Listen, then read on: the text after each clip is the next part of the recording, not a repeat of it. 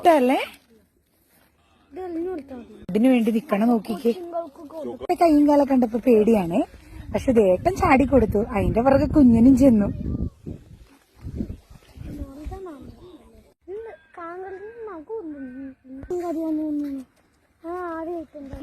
കുഞ്ഞിന് വേണോ? പാപ്പ പാപ്പ പാപ്പ കൊടുക്ക്. പാപ്പ പാപ്പ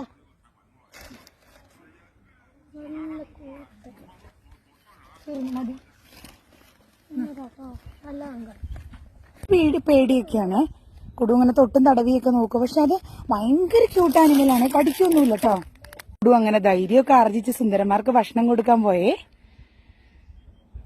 കൂർത്ത നഖമുണ്ട്, നമുക്കത് കാണുമ്പോൾ പേടിയാവേ, പുലിയുടെ കാലയിലൊക്കെ ഉള്ള പോലെ.